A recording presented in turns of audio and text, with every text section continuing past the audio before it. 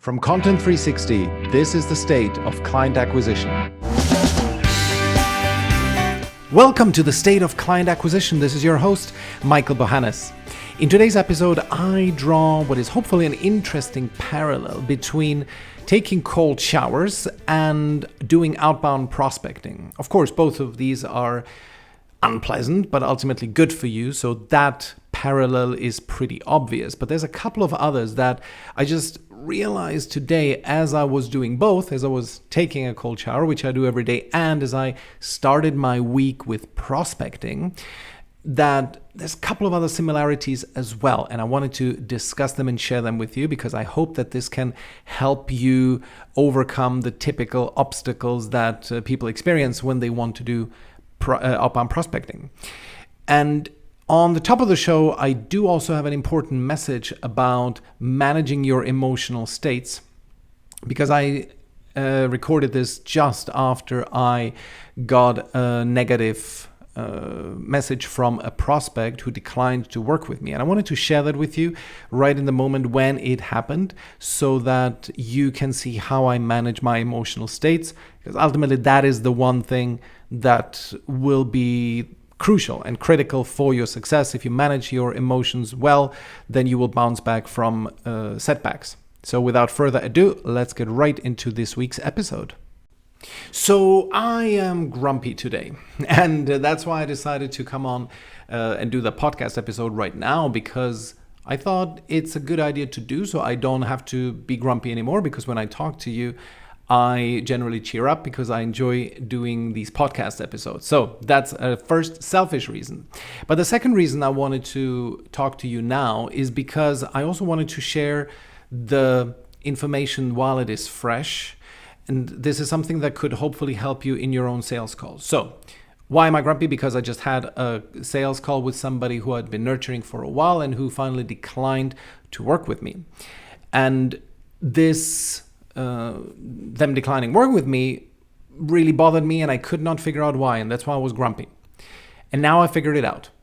And the reason why it affected me in a negative emotional way is because ultimately I was upset with myself. Here's what happened. I had been speaking to the gentleman for a couple of days now. We had one short call, then the sales call, and then he said that he would want to think for a few days about it and then get back to me on Monday. And we just had the call, and he finally said that he will not be investing with me. And while that happens, 50% of the time, so it's perfectly to be expected, in this case, it bothered me. And the reason is because he told me a reason that simply did not make sense. And I did not have a good way of calling him out on it. And the reason why I want to call him out is not because I want to convince him otherwise. I don't want him to necessarily invest if he's not willing to do it. That would be unethical, and it just wouldn't make sense. I only want to work with people who want to work with me.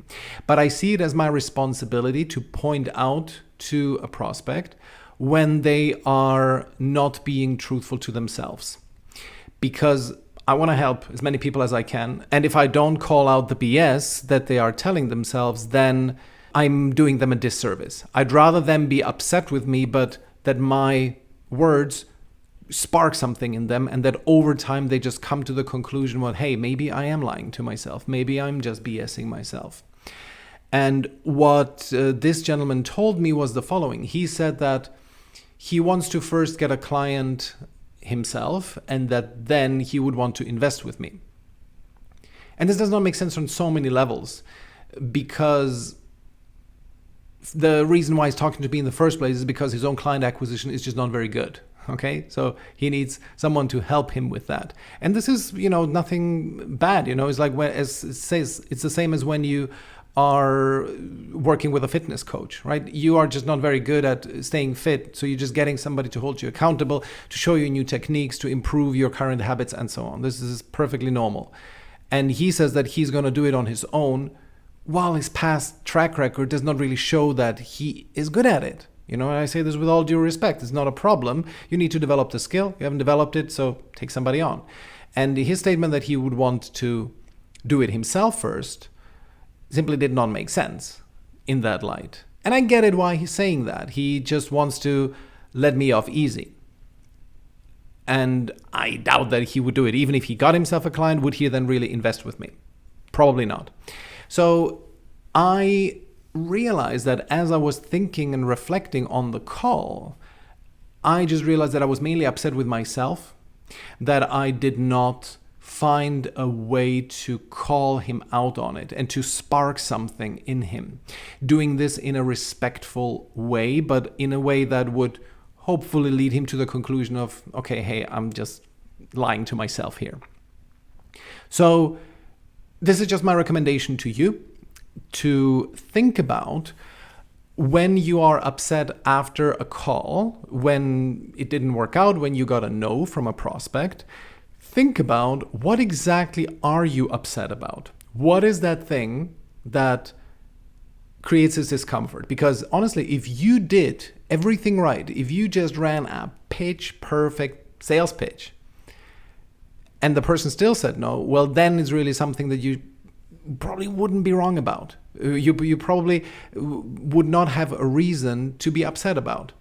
But because I knew, and here's the point, I did not have a good way of saying what I needed to say in that moment and pointing out to him how incoherent his statements were in a respectful way. Because I didn't do this, I was upset with myself, and hence my grumpiness. So what I recommend to you, that whenever a situation like this arises, is that you create a clear action plan. How can you avoid this happening again? And here's what I'm going to do. Because several people who I follow who have been in this game for a longer time, they have usually a set of phrases in this situation that they use that make it clear to the prospect in a respectful yet assertive way that they're being unreasonable. I will collect these statements. I know approximately where to find them, in which podcast episodes and so on they are. I'm just going to collect them and create a little script for myself so that when someone tells me, hey, I don't want to invest with you right now, but I'm going to get a client and then I'm going to invest with you, that I can message to them the information of, hey, this is absurd. You're not very good at client acquisition, yet you tell me that you want to do client acquisition on your own now and then join my program. And do that in a respectful and friendly way. So this is what I'm going to do. And then I'm going to have the script written out. I'm going to read it 10 times, sort of commit it to memory, so that when the situation again arises, that I can push them. And I can maybe push their buttons, maybe they will be upset with me, but it will spark something in them that hopefully they will learn from it. That is ultimately the one thing I want to do. I want to impact people as much as I can. I want to create as many entrepreneurs and keep them in business as long as I can. So I feel a certain responsibility even to those who decide not to work with me, and I want to impact them positively. So if this means that they will be a little bit upset with me, but it sparks something in them, that's great, and that's what I want to do.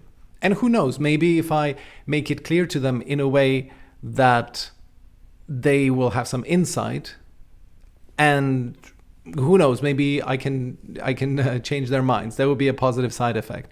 But I don't expect that. It's mainly about making an impact in a situation where there's not much I can do. Because no one is honestly being served if the outcome of a conversation is a mutual, we are BSing each other here. This is not a good idea. It doesn't help anyone. Cool. So now that I've lost my last shred of grumpiness, let me cover the topic I actually wanted to cover in this week's podcast. And that is the similarity of a cold shower with prospecting. I also did that today.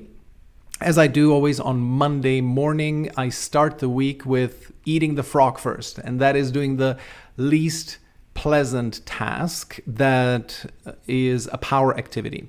I define power activities as those things that are the most likely to make you money. And in my case, in any business's case, it is prospecting, selling, and content. Those are the power activities. And the one I like the least is prospecting. I think that applies to many people, is the starting conversations with strangers, because there's of course a relatively high failure rate, and it's every single time that you are doing this, you are sort of interrupting somebody. So it's this typical thing. You are engaging in an activity that is very likely to lead to rejection. And that's why we don't like to do it. And that reminded me of cold showers. So I cold shower every morning. After a workout, I have a normal shower, and then the last 30 seconds or so, and I'm trying to extend that. Today I'm in like 40 seconds. I shower ice cold, right? So after a nice warm shower, I then turn down the lever to complete ice cold, and I just stand there and suffer through it. And I started doing this a couple of months ago, and it's great. It's a wonderful experience. Once you're done with it, it's great. And I realized that it's very similar to prospecting. The first similarity is that, of course, it's unpleasant, but it's good for you at the same time. There's numerous health benefits, from an increased immune system to increased discipline to better blood flow, blood circulation, and so on. There's a huge amount of positive benefit to cold showers. And of course, there's positive benefits with prospecting. So that's not a contentious point. But another benefit that kind of dawned on me as I was doing it is that the pain is not equally distributed. The first few seconds of a cold shower are really the worst. It's like when you turn it down and you have been used to the warm water, then the hit of the cold water is really unpleasant. But then interestingly, it gets better. And as you are getting closer to the 30-second mark, the thing that kind of starts hurting a bit is like that you get a headache, this typical the ice cream headache. But the rest of your body is fine. There's this eerie quality to the water that the body parts that are fresh in getting the cold water, they send the signal, oh, it's cold, to your brain. But the body parts that had the cold water and now for a brief moment experience the relatively warm air are telling warm. So you get this funny hybrid experience. And by 30 seconds, it's almost you don't feel the coldness anymore. That's what's really fascinating about it. And that is similar. I had a very similar experience today when I started the week, as I always do, with a good round of prospecting, because the first few instances, they are unpleasant. You feel like, ugh, I just don't want to do it. And then you do it, and then you start getting into the groove, and boom, you suddenly started 5 conversations. You hammer out another 3. Yes, I have 8. And now, okay, let me just hit the 10. Boom, boom, boom, you go, right? And that's great. It's wonderful how in the beginning you just feel this, ugh, I just don't want to do it, and it's painful. And then over time it gets better.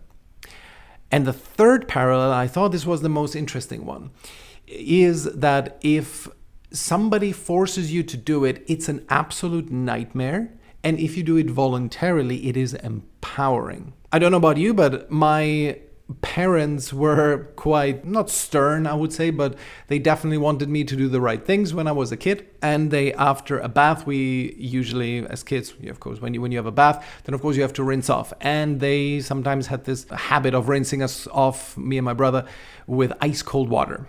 And of course we hated it. And especially it's this, I realized this after the fact, it's this exposure that you have to it, the fact that you're being forced into it, that is the really unpleasant part about it.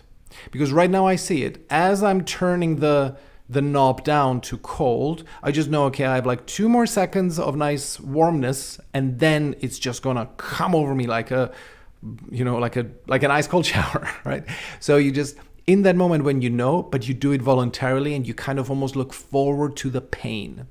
The fact that you are doing it voluntarily is empowering. I'm telling you, I had this thing where today in the morning I didn't want to do it. And as I was doing it, as I was hammering out one new conversation after another, I felt empowered. I really felt stronger. And I had this sense of I am in control. My work is influencing how much money I am making. And that is really the key message that I want to impart to you here, is that when you actually take the reins of your business in your hands, you are doing outbound prospecting, and you know that with every single conversation that you start, there is a likelihood that you will close them. It's a small likelihood initially, but right now I start 56 conversations and I get 1 client out of that. And I started at 150, so I'm constantly getting better. And it's this feeling of you are in charge that is so incredibly empowering. So I recommend that you try this, both on the cold shower side, but also and especially if you run a business, that you do it on the outbound prospecting side. Simply, It is unpleasant, but it is good for you. It's going to make you money. Much more likely than just doing content. Second, the pain is not equally distributed. It is stronger in the beginning and then it gets much better. And finally, if you do it voluntarily, if nobody forces you to do it. And I know this from many people who told me that the biggest levels of paralysis that they had from selling and prospecting was when they were actually employed. It's not when they were in business for themselves. It was when they were employed. Something, because they knew they had to, they just had this block that they couldn't barrel through it. Whereas when you're in business for yourself and you are in a situation where, okay, we don't know where next month's revenue is going to come from, well, then you will get into action. There's just no way that you won't. So that's my message for you. Think about it. Anything that is unpleasant but ultimately good for you, how if you actually choose it voluntarily, how incredibly empowering it is. And if you want help, if you need the occasional nudge to make these things happen, then get in touch. Michael Bohannes on LinkedIn, or go to michaelbohannes.com and click on the apply button on the top, because this is something we can definitely help you with. Most of my clients, and I just had another call today, which is quite likely going to become a call, he came to me mainly because of the accountability aspect, because I help you be more accountable to yourself and set goals and actually do the tasks that you said that you're going to do. And this is, by the way, on the point of cold showers. This is also how I'm going to get my son to shower cold. We have a 10-month-old boy, so he's definitely still too young to cold shower. But when he gets 3 or 4 years old and can take these actions by himself, I'm going to tell him, I want you to cold shower. You should do it, but you need to do it on your own. I'm not going to rinse you off and force you to have this cold shower. I know it's very unpleasant, but you need to do it on your own. And of course, I'm going to package some incentive into it. So if you shower cold for 10 seconds, 20 seconds, maybe there's an ice cream waiting for you at the end of the week or something like that. But this is the same tactic that I apply, or the same kind of motivation that I apply in my program. I want you to do these things, but there is no way that I can force you to do them. And so always, with everyone that I work with, I try to find ways how I can get you to do it voluntarily. Okie doke. That's it. That's enough for today's episode. You can follow the podcast on Spotify or on YouTube. Follow me there on the YouTube channel, Michael Bohannes, and I'm looking forward to speaking to you next week. The State of Client Acquisition is a Content 360 production. Music by Gavin Knox-Grand. To sign up for alerts and to submit written and audio questions, go to stateofclientacquisition.com. I'll talk to you in the next episode.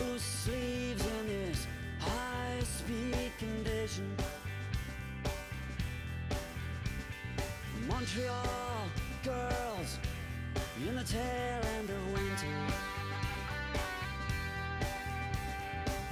Caffeine burned, wide awake dreams in color. Blood on my hands in this open heart journey. And infinite numbers, rapid fire across the country. We slide tonight, and the light on the ocean so bright. With my eyes closed, we